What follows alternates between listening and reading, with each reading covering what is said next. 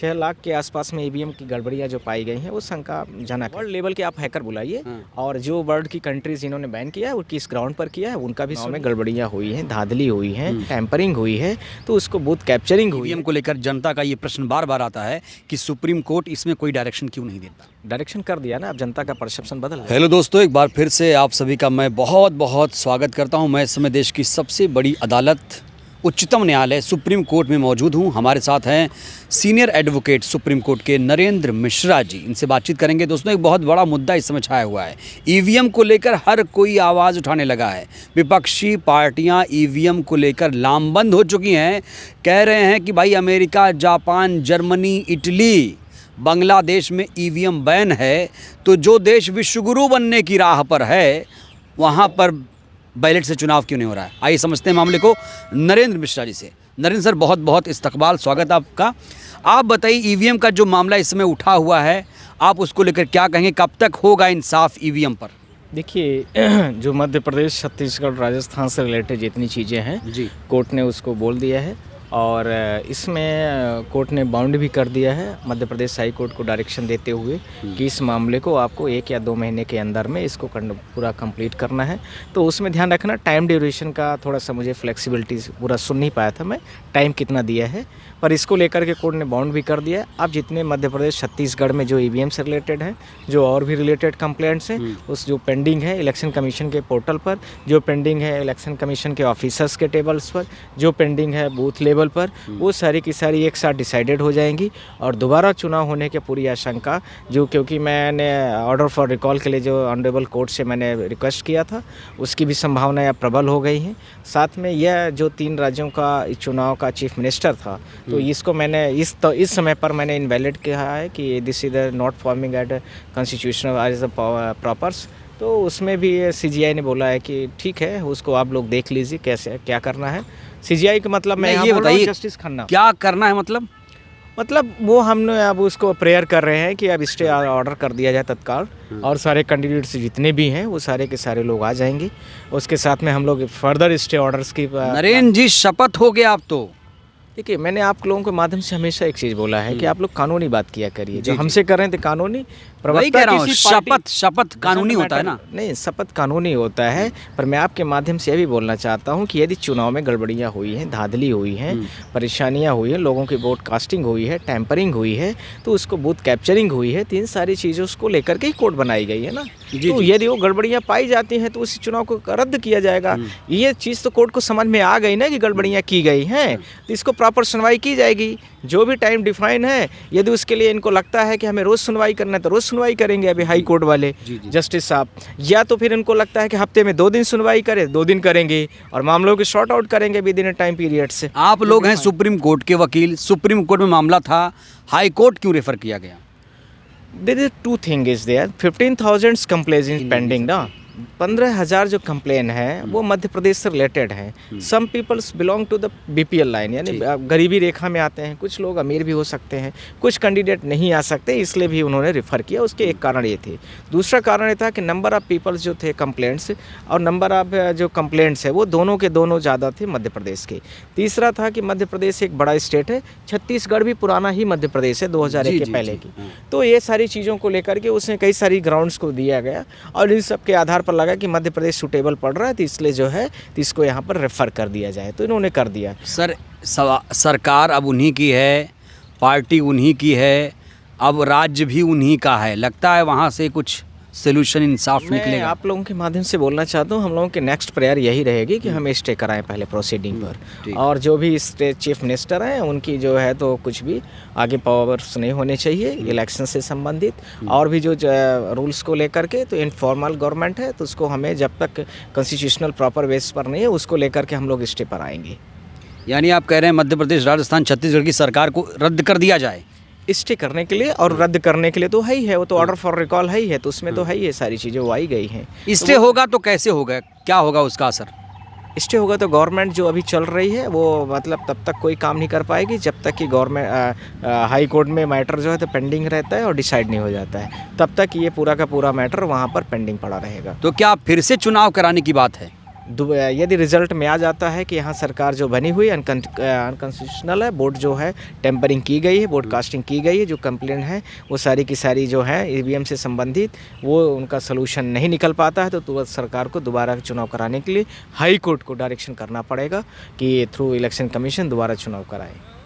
Sir ये बहुत बड़ा इशू है। ये तो स्टेट अभी जो राज्यों में चुनाव हो उसको लेकर धांधली तो समझ में आती है, लेकिन ये मामला बहुत पुराना है। आप देखिए ना पूरी हिस्ट्री ईवीएम की, और लोग अब इस पर विश्वास नहीं कर पा रहे हैं। यहाँ तक कि जनता कह रही है ईवीएम हटाओ, लोकतंत्र बचाओ। नहीं, अभी सबके एफिडेविट्स आ जाने दो, 230 विधानसभा मध्य प्रदेश के, जिसमें इंडिपेंडेंट पार्टी विशेष सबके आ जाएंगे।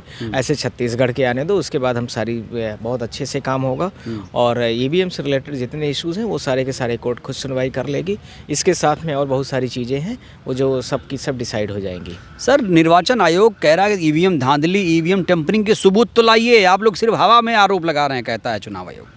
मैंने आप लोगों के माध्यम से बोलना चाहता हूं कि मैंने बोला है कि आप ईवीएम को जो भी मशीन है आप ओपन में रख दीजिए डोमो में, और उसके साथ में जितने भी वर्ल्ड के बड़े हैकर हैं और या छोटे हैकर हैं या इंडियाज़ के हैकर हैं उनको सबके ओपन में बुलाए, उनको सर्किट प्रोवाइड कर दीजिए। वो देखिए कि वो कर पाते हैं या नहीं कर पाते हैं। पब्लिक नहीं कर पाती बिकॉज द पब्लिक इतना नहीं इंटेलेक्चुअल है, तो उसको लेकर के मैं आप लोगों के माध्यम से फर्स्ट डे से ही बोल रहा हूँ, और इसको मैंने वहाँ आर्गूमेंट में भी हम कर रहे हैं इसको।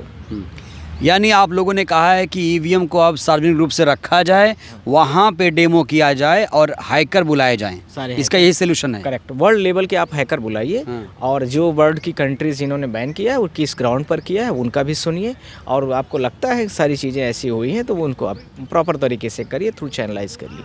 सर जहाँ भी ईवीएम बैन है वहाँ पर एक ग्राउंड ये आ रहा है कि ये है टेक्नोलॉजी का युग, और यहाँ लगी है चिप, और चिप को हम कंट्रोल कर सकते हैं कहीं से भी, इसीलिए उन देशों ने ईवीएम को बैन कर दिया है। हालांकि मौजूदा सरकार जब विपक्ष में थी 2009 में तो बड़ा हो हल्ला हुआ था, आपने देखा होगा। ईवीएम मसला यहाँ पर आया था, सुप्रीम कोर्ट ने संदिग्ध माना, वीवीपैट लगाया गया। नहीं, ये तो ठीक है, जो पुराने समय पर बीजेपी कर रही थी, विरोध कर रही थी, आज बीजेपी वही फॉलो कर रही है। बीजेपी जिस समय पर जो चीज़ें कांग्रेस के समय के विरोध की है उसी को तो आगे बढ़ाई है। तो ये मेरा मसला नहीं है, मसला है कि 140 करोड़ की जनता जिन चीज़ों पर सुखी समझे अपने आप को, जिन पे उनका कॉन्फिडेंस बढ़े, उन चीज़ों को काम को करने की ज़रूरत है। हम और आप ईवीएम के बारे में ज़्यादा नहीं जानते टेक्निकलिटीज़, तो हमें और आप ज़्यादातर लोग हम ही और आप हैं, न कि ईवीएम के बारे में जानकार लोग ज़्यादा हैं। तो जब जनता कह रही है कि हमें बैलेट पेपर पर करने दिया जाए, तो ये डेमोक्रेसी है। डेमोक्रेसी की प्राइवेट जो उसका डेफिनेशन ही है, प्रेम्बल्स ही है, for the people, of the people and by the people, तो वो इसमें दिख जाएगा। और यदि आप नहीं करते हो तो ये कुछ थोड़ा सा अलग हट के हो जाएगा, जो जनता आम तरीके से सोचने लगी है आजकल, कि इलेक्शन कमीशन के बारे में भी सोचने लगी है कि it is the particular for the by the people, by the political person, of the political person and for the political person. Sir मुझे लगता है ऐसा पहली बार हुआ कि ईवीएम या निर्वाचन आयोग पर इस समय बहुत ज़्यादा आरोप लग रहे हैं। निर्वाचन आयोग खासतौर से चुनाव आयोग पर भी सवाल खड़े हो रहे हैं, इसे कैसे देखते हैं? देखिए, आप लोगों को तो खुद भी लगना चाहिए कि 15,000 कंप्लेंट मध्य प्रदेश की डिसाइड नहीं हुई, ये ऑनलाइन थी, ऐसे फिजिकल बहुत सारी पड़ी हैं, ऐसे छत्तीसगढ़ की पड़ी हैं, ऐसे राजस्थान में पड़ी हैं। इन सारी चीज़ों को लेकर के जब इन्होंने ही डिसाइड किया, अब बिना डिसाइड किए हुए चुनाव का सर्टिफिकेट बांट दिया, अब तो आपको किस राइट्स में, किस पावर में है? मैं तो कल कोर्ट में भी बोला हूँ कि in which articles having this such types of the powers, if a lot of the complaint are the pending, how can you distribute the certificate of the particular contesting candidate or particular parties? आपने कैसे सबको दे दिया है? There is no any kinds of the rules and powers. तो इन चीज़ों को लेकर के तो कोर्ट ने संज्ञान लिया है। अगर सारी संस्थाएं, सारे जो आयोग हैं सत्ताधारी के साथ मिल जाएंगे तो लोकतंत्र का क्या होगा? लोकतंत्र के लिए तो लड़ रहे हो आप लोग, आप सब लोग 140 करोड़ की जनता में आप भी शामिल हैं, यूट्यूबर्स भी शामिल हैं, सब लोगों ने बेचारों ने आवाज़ उठाया है, पूरी जनता ने उठाया है, वकीलों ने उठाया है सुप्रीम कोर्ट के। कल इतनी भीड़ थी वहाँ कोर्ट में कि सारे लोग बेचारे सपोर्ट कर रहे थे कि एक बड़ा इशू है, इस बड़े इशूज़ को हमें सबको करना चाहिए। नरेंद्र जी, आपने कहा कि 140 करोड़ जनता बैलेट से चाहती है चुनाव, लेकिन मैं आपको कहूँगा कि वो लोग तो घर में बैठे हुए हैं, उनकी चाहत ये है, लेकिन लड़ाई असली आप लोग लड़ रहे हैं, आप ही लोग न्याय दिलाएंगे, आप ही आवाज़ उठाते हैं। नहीं, ऐसा नहीं है, हमारी आवाज़ पहुंचाने वाले आप ही लोग हैं, और जनता की आवाज़ भी आप ही लोग ले आते हैं, तभी तो हमें पता चला है। 15,000 कंप्लेंट्स के बारे में कैसे पता चलता? पत्रिका न्यूज़पेपर के माध्यम से हो तो आप ही का सब्स्टिट्यूट है। इसका मतलब है कि प्रिंट मीडिया ने बताया, बस इतना ही फ़र्क है। तो आप लोगों के माध्यम से ही सब कुछ पता चल रहा है और आप लोग ही कर रहे हैं। डेमोक्रेसी का जो चौथा स्तंभ है, छोटे लेवल पर बेचारे जहाँ तक आप लोगों का हो सकता है आप लोग दौड़ रहे हैं, लड़ रहे हैं। इसके लिए मैं आप लोगों को सब कुछ शुक्रगुजार करता हूँ। पूरी सोशल मीडियाज़ को शुक्रगुजार कर रहा हूँ, पूरी प्रिंट मीडियाज़ को शुक्रगुजार कर रहा हूँ, जिन्होंने इतने बड़े लेवल पर चीज़ों को, मुद्दों को उठाया, छानबीन किया और चीज़ों को लाया। ईवीएम को लेकर जनता का ये प्रश्न बार बार आता है कि सुप्रीम कोर्ट इसमें कोई डायरेक्शन क्यों नहीं देता? डायरेक्शन कर दिया ना, अब जनता का परसेप्शन बदल जाएगा। अब कल मिल गया है, आप चिंता मत करिए। अब जनता के पास जितने ईवीएम के इश्यूज हैं, जितनी कंप्लेंट्स हैं, सब लेके आए, है ना। यानी आने वाले दिनों में धांधली टेम्परिंग नहीं हो पाएगी। अब तो इसी को लेकर के लड़ाई शुरू हुई है, कुछ नया डेवलपमेंट नहीं हो जाएगा तब तो इसीलिए है। हम लोग सब लोग चाह रहे हैं कि उसको बैलेट में कर लें, डजंट मैटर, कोई दिक्कत थोड़ी है। जिसमें जनता खुश रहे वो काम करो। आप क्या मतलब है ज़बरदस्ती का काम करने के लिए? या तो आपका व्यक्तिगत हित है, या तो फिर आप किसी जनता को सुनना नहीं चाहते हो।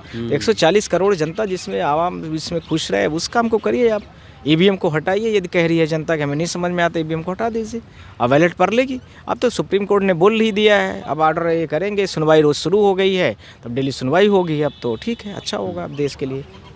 चुनाव आयोग की एक दलील ये भी है कि भाई जो ईवीएम है उससे चुनाव और काउंटिंग बहुत जल्दी हो जाती है, लेकिन ऐसा होता हुआ व्यवहार में नज़र नहीं आया। पहला वोट 7 नवंबर को पड़ा, नतीजे आए 3 दिसंबर को, बड़ा गैप हो गया।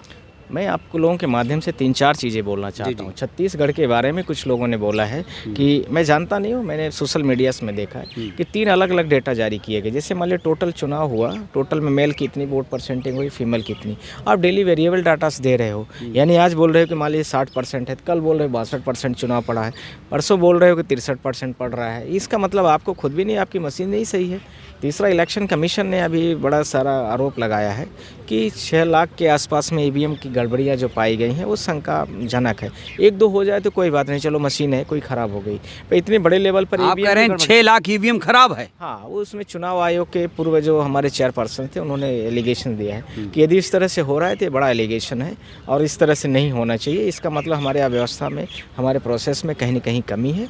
उस कमी को हमें जो है तो पूरा शक के घेरे में आती है। तो अब 2024 में भी चुनाव है।